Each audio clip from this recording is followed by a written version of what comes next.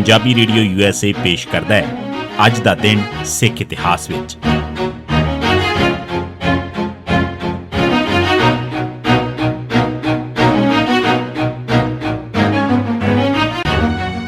ਸਿੱਖ ਇਤਿਹਾਸ ਦੀਆਂ ਘਟਨਾਵਾਂ 'ਚ 2 ਮਾਰਚ ਦਾ ਦਿਨ।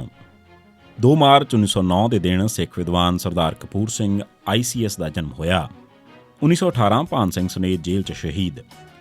ਗਦਰ ਪਾਰਟੀ ਦੇ ਆਗੂ ਭਾਨ ਸਿੰਘ ਸੁਨੇਤ ਪਿੰਡ, ਜੋ ਹੁਣ ਲੁਧਿਆਣਾ ਸ਼ਹਿਰ ਦਾ ਇੱਕ ਹਿੱਸਾ ਹੈ, ਦੇ ਰਹਿਣ ਵਾਲੇ ਸਨ। ਉਹਨਾਂ ਨੂੰ ਗਦਰ ਸਾਜ਼ਿਸ਼ ਕੇਸ ਹੇਠ ਕੈਦ ਕਰਕੇ ਅੰਡੇਮਾਨ ਜੇਲ੍ਹ 'ਚ ਭੇਜਿਆ ਗਿਆ ਸੀ। ਭਾਨ ਸਿੰਘ ਜੇਲ੍ਹ 'ਚ ਵੀ ਖਾੜਕੂ ਸੁਭਾਅ ਦਾ ਇਜ਼ਹਾਰ ਕਰਦੇ ਰਹਿੰਦੇ ਸਨ।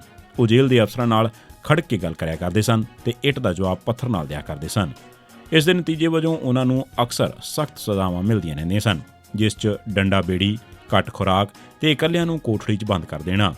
ਉਹ ਇੰਨੇ ਜ਼ਿੱਦੀ ਸਨ ਕਿ ਸਵੇਰੇ ਜਦ ਪਰੇਡ ਵਾਸਤੇ ਬੁਲਾਇਆ ਜਾਂਦਾ ਸੀ ਤਾਂ ਉਹ ਉੱਠਦੇ ਹੀ ਨਹੀਂ ਹੁੰਦੇ ਸਨ। ਨਤੀਜੇ ਵਜੋਂ ਉਹਨਾਂ ਨੂੰ ਦਿਨ ਵੇਲੇ ਹੀ ਮੰਜੇ ਨਾਲ ਹੱਥਕੜੀ ਲਾ ਕੇ ਸਜ਼ਾ ਮਿਲਦੀ ਰਹਿੰਦੀ ਸੀ। ਇਸ ਸਾਰੇ ਨਾਲ ਉਹਨਾਂ ਦੀ ਸਿਹਤ ਬਹੁਤ ਖਰਾਬ ਹੋ ਗਈ। ਉਹਨਾਂ ਨਾਲ ਹਮਦਰਦੀ ਵਜੋਂ 29 ਕੈਦੀਆਂ ਨੇ ਭੁੱਖ ਹੜਤਾਲ ਕਰ ਦਿੱਤੀ। ਇਨ੍ਹਾਂ ਭੁੱਖ ਹੜਤਾਲੀਆਂ 'ਚ ਬਾਬਾ ਵਿਸਾਖਾ ਸਿੰਘ ਦਦੇਹਰ, ਸੋਹਣ ਸਿੰਘ ਭਕਨਾ, ਨਿਧਾਨ ਸਿੰਘ ਚੁੱਗਾ ਤੇ ਰੂਟ ਸਿੰਘ ਤੋਂ ਇਲਾਵਾ ਹੋਰ ਵੀ ਸ਼ਾਮਲ ਸਨ।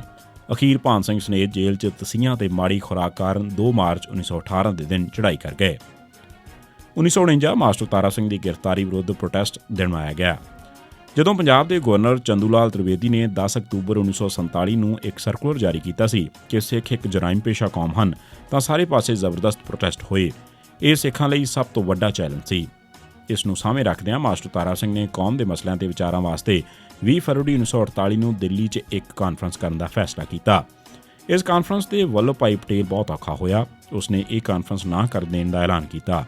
ਉਸਨੇ 9 ਫਰਵਰੀ ਨੂੰ ਨਹਿਰੂ ਨੂੰ ਇੱਕ ਨੋਟ ਲਿਖਿਆ ਕਿ ਅਸੀਂ ਦਿੱਲੀ ਦੀ ਅਕਾਲੀ ਕਾਨਫਰੰਸ ਕਿਸੇ ਵੀ ਤਰੀਕੇ ਜਾਂ ਸ਼ਕਲ 'ਚ ਨਹੀਂ ਹੋਣ ਦਿਆਂਗੇ। ਇਸ ਤੇ ਨਹਿਰੂ ਨੇ ਡਿਫੈਂਸ ਮਿਨਿਸਟਰ ਬਲਦੇਵ ਸਿੰਘ ਨੂੰ ਮਾਸਟਰ ਤਾਰਾ ਸਿੰਘ ਨੂੰ ਰੋਕਣ ਵਾਸਤੇ ਕਿਹਾ।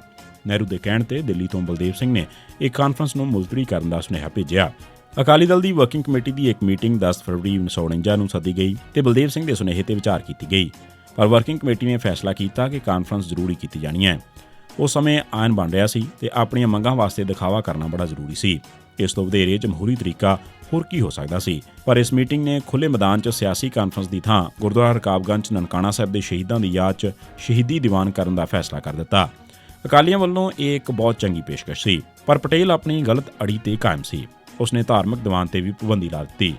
ਜਦੋਂ ਮਾਸਟਰ ਤਾਰਾ ਸਿੰਘ ਨੇ ਇਸ ਹੁਕਮ ਨੂੰ ਮੰਨਣ ਤੋਂ ਨਾਂਹ ਕਰ ਦਿੱਤੀ ਤਾਂ ਪਟੇਲ ਨੇ ਹੁਕਮਾਂ ਹੇਠ 19 ਫਰਵਰੀ ਨੂੰ ਮਾਸਟਰ ਤਾਰਾ ਸਿੰਘ ਨੂੰ ਦਿੱਲੀ ਆਉਂਦਿਆਂ ਨਰੇਲਾ ਸਟੇਸ਼ਨ ਤੇ 1818 ਦੇ ਬੰਗਾਲ ਰੈਗੂਲੇਸ਼ਨ ਐਕਟ ਨੰਬਰ 3 ਹੇਠ ਗ੍ਰਿਫਤਾਰ ਕਰ ਲਿਆ ਗਿਆ।